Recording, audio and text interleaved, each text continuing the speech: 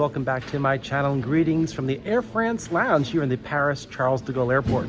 Today I've got a ticket on an Air France Airbus, get this, A318, and you're coming along with me. As part of my SkyTeam Elite status, I have access to the Air France lounge where I enjoyed some French food and enjoyed the relaxing atmosphere before my Airbus A318 flight today. Let me ask you first, have you flown on an A318? Chances are high that you haven't, since this is an extremely rare aircraft to fly on. Only 80 were ever built, and today only 59 are still flying, and of those 59, only 10 are in service by airlines. Of those 10, only 6 are flown by Air France, which is the airline I'm flying on today. I'm extremely lucky because Air France will be phasing out this aircraft type very soon. Not only am I thrilled about flying on the A318, I'm elated that it will be taking me to the Florence Peretola Airport in Italy for an extreme landing on a short runway. Extremely rare airplane, extreme landing. This is going to be a thrill.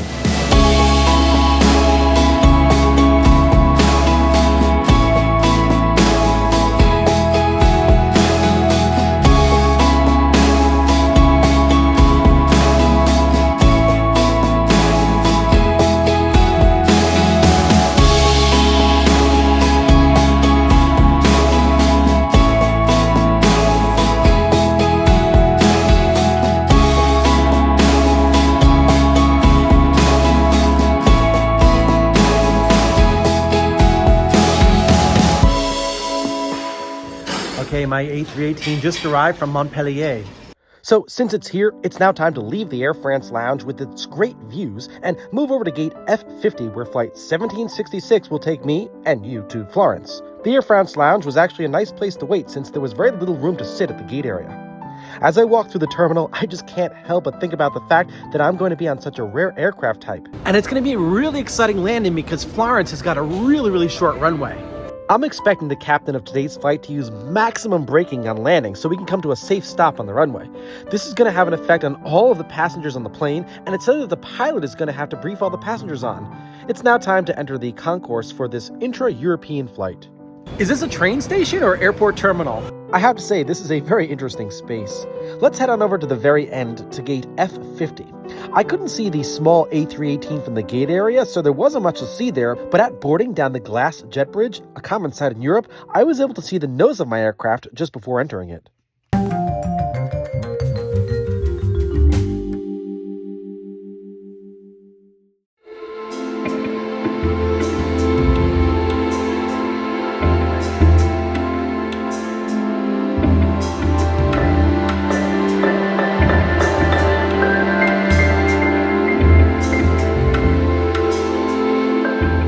This is a nearly 17-year-old airplane, and its interior is basic, and it won't be around for much longer.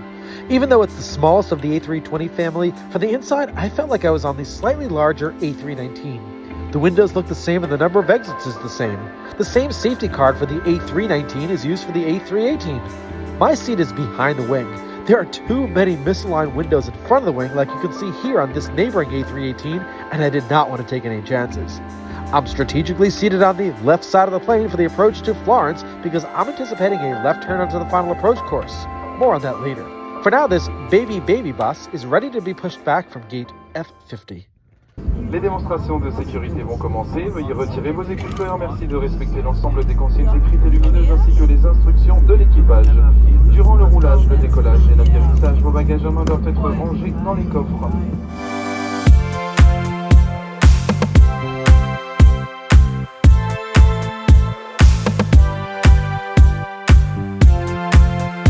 With the tug removed, we began our taxi to the runway. Today we'll be using runway 27 right for takeoff. Its closest neighbor, runway 27 left, is closed.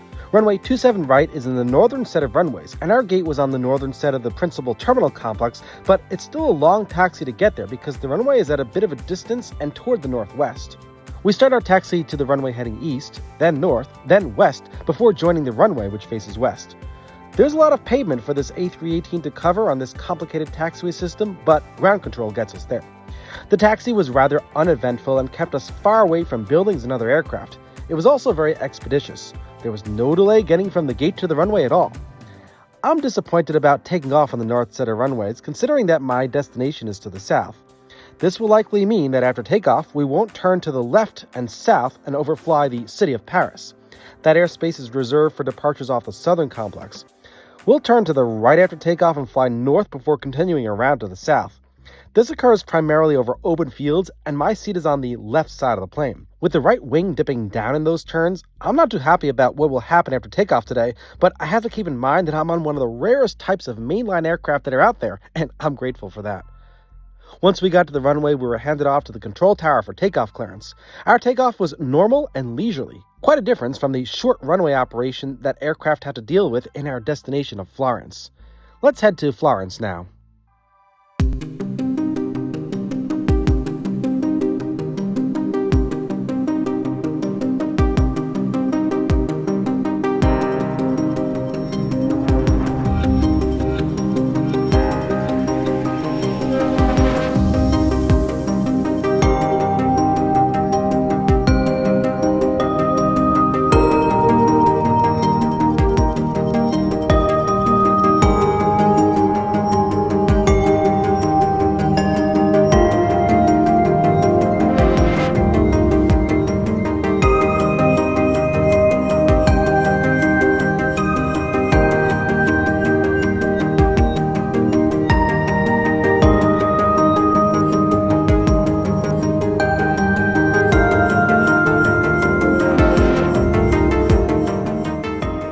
A318 takeoff was unremarkable, and I felt like I was on an A319, but things will be completely different when we land. Two CFM56 engines are powering us runway heading to the west. This teenage aircraft was assembled in Hamburg. This plane can fly up to 3,000 miles, but we'll fall very short of that on this trip. We'll only be flying around 600 miles. Once we're done with our initial climb, we'll head to the southeast towards Switzerland before we enter Italian airspace. The initial climb is simply a series of right turns keeping us away from other de Gaulle traffic until we're east of the airport, then we'll proceed to the southeast. A left turn out would have been more efficient, and I was hoping for that, but we're on the north side complex. On a recent departure from Charles de Gaulle, I took off from the south complex and we flew runway heading before turning to the south. From the left side, I was much more fortunate. Here are some clips from that flight. I got to see the Arc de Triomphe as well as the Eiffel Tower just because of the runway we took off on. For now, it's a climb out over fields in a hazy sky.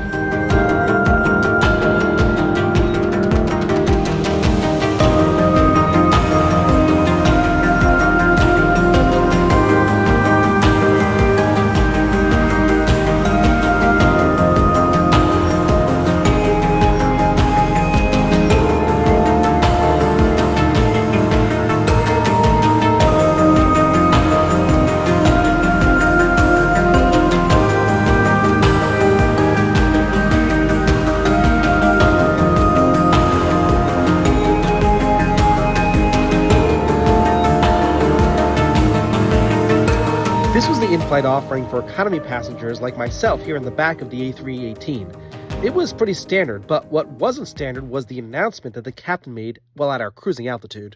Ladies and gentlemen, your captain. We hope you enjoy the flight with us today. So I'm flying an altitude of 12 kilometers, and the outside air temperature is minus 60 degrees Celsius. We start our descent in about 10 minutes from now, with an expected arrival time on time at destination Firenze. As you know, Firenze is the shortest runway we use with Airbus 318 and 319er. So we have to use also braking. The maximum braking capacity of the aircraft. The runway is 800 meter length. So we have to use full reverse on max braking. Don't be surprised, it's a normal procedure. Follow. Thank you, and we wish you a very pleasant stay in Firenze. Wow, this is no doubt going to be a unique landing. That was an announcement I have never heard before in my decades of flying. I've also never flown into this airport before. The sole runway is 5,118 feet long, and there's even less landing distance available due to a displaced threshold. I can't wait for this, but in the meantime, I'm thrilled to be flying over the Swiss Alps right now. These are the tallest mountains in Europe, and many are snow-capped. We're now over Lago Maggiore, and we can see Locarno in the Ticino canton of Switzerland. That's immediately followed by Lugano on the shore of Lake Lugano and Campione d'Italia, a small Italian enclave within Switzerland. Check out my video from July 23rd where I fly over the Alps on a Delta 767 and visit Lugano. We've progressed over the Po Valley and we'll start on down soon, but we can't do so until we're clear of this Pegasus flight from Antalya to Geneva. We're over the Apennines and we're descending toward our destination of Florence. We'll be making a left-hand turn onto the final approach course, which is why I'm seated on the left side of the plane. I thought I'd be able to see the airport before landing, but with night conditions, that was not possible. But I did see the whole city of Pistoia, which is 19 miles northwest of Florence. We're on part of the left base leg now. This is a heading we've been on for a long time. This is a very limited, small, single runway airport. Today we'll be landing in the direction of runway 5, which is the only direction flights land in due to a hill at the other side of the runway. Departing aircraft take off on runway 23, which is runway 5, in the opposite direction.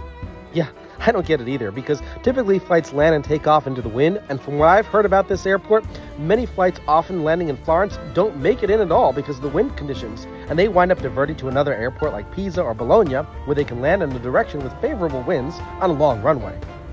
If a flight gets diverted to another airport, generally buses are provided to get the passengers to Florence. Spoiler alert, that did not happen to me, and we made it in with no delay, but since this is a single runway airport, very often at the spot we're at right now, aircraft can be found in a holding pattern before commencing the final approach to runway 5. This generally occurs here around Empoli, which we can see below, and there are several reasons why this may happen. The first reason is bad weather. If the visibility is too low, or if the winds are too strong, or if there's a storm over the airport, aircraft will hold and just wait it out until the weather improves. Once the coast is clearer, the pilots can advise the radar controller that they want to continue the approach.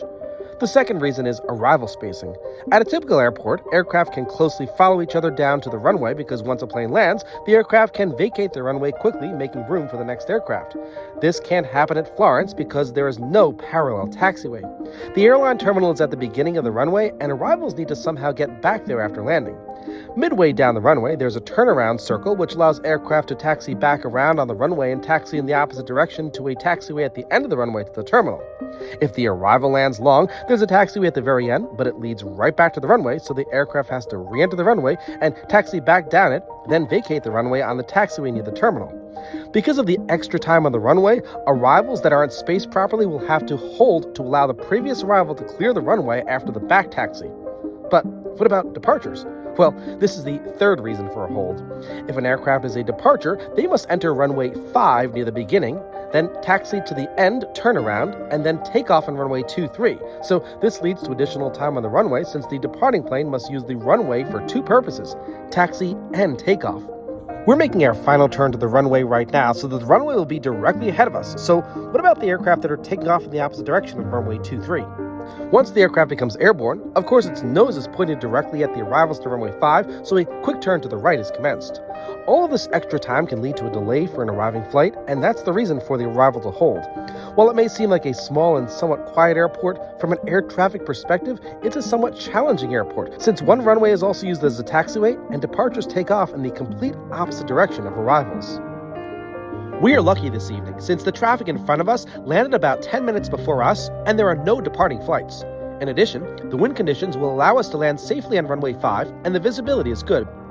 The only issue that I have is that although the cabin lights have been dimmed, they're not dull enough, contributing to some reflections on the interior portion of the window. I've been on many flights where the interior cabin lights was in near darkness, but that's not happening tonight. I'm fortunate, however, that the passenger next to me doesn't have their reading light on. Reading lights on during a night landing are a big no-no for me.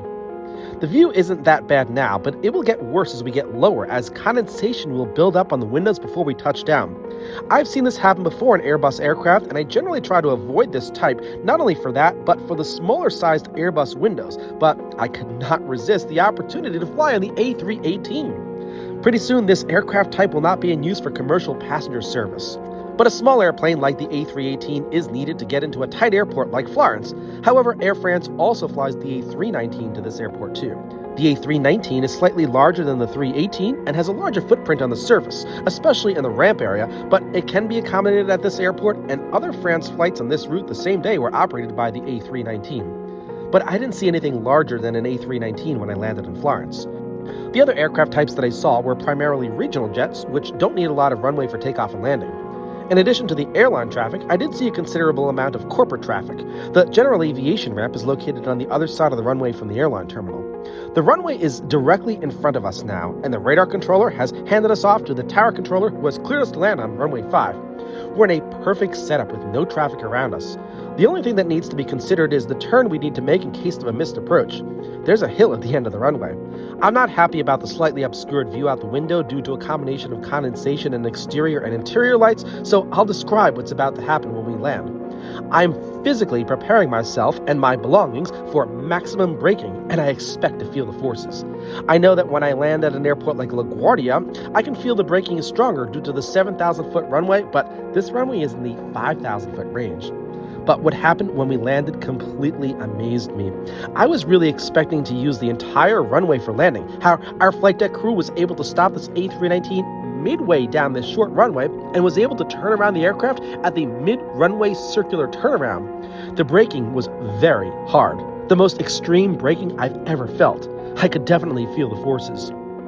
Once we slowed down, every passenger in the aircraft applauded the pilot's hard braking. I can't remember the last time a landing was lauded, even in Europe where passenger applause can be more common. I'll stop talking for the landing itself so you can listen into the sounds and the passengers applauding at the end. You'll also notice that we hit the runway hard and I could not keep my hands steady and the camera bounced. Unfortunately, you can't experience the forces I felt when the plane landed, but I can assure you that I've never felt anything like that before. Let's land on runway 5 for an extreme short runway landing on an extremely rare aircraft.